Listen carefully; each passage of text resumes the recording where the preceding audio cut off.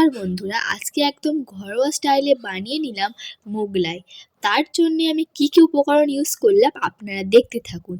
প্রথমে একটা বোলে আমি নিয়ে নিলাম কিছু পরিমাণ ময়দা, তার উপরে লবণ দিয়ে কিছু পরিমাণ সাদা তেল দিয়ে ভালো করে মিক্স করে নেব।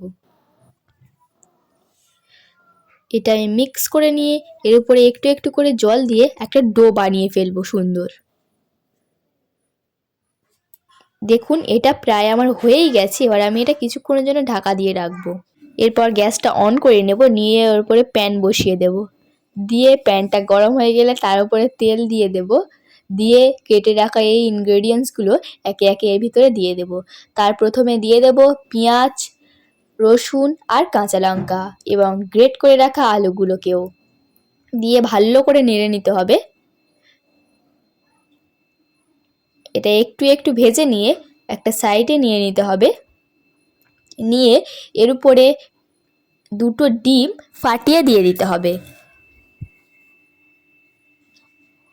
আমি দুটো ডিম ইউজ করেছি, আপনারা চাইলে এর থেকে বেশি বা কমও ইউজ করতে পারেন। দিয়ে এটা একসাথে এটাকে মিক্স করে নেব। এর উপরে লবণ এবং হলুদ গুঁড়ো দিয়ে দেব, দিয়ে এটা মিক্স করে নেব।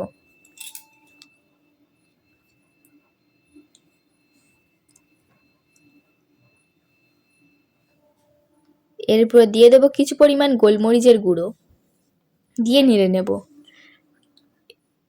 এটা আমি একটা প্লেটে তুলে নেব।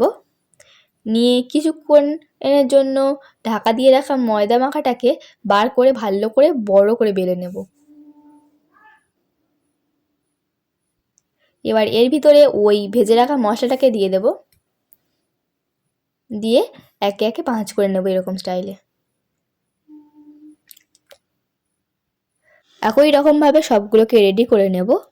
নিয়ে গ্যাস জ্বালিয়ে তার উপরে প্যান বসিয়ে তার ভিতরে কিছু পরিমাণ তেল দিয়ে একটা একটা করে এটা ভেজে নিতে হবে। এক পার ভাজা হয়ে গেছে, অন্য পার ভেজে নেব। এটা আমার হয়েই গেছে। এরকমভাবে আরও একটা ভেজে নেব। এর উপরে পেঁয়াজ এবং সস দিয়ে আমি সার্ভ করব। এই রেসিপিটা আপনাদের কেমন লাগলো অবশ্যই এটা কমেন্টে জানাবেন।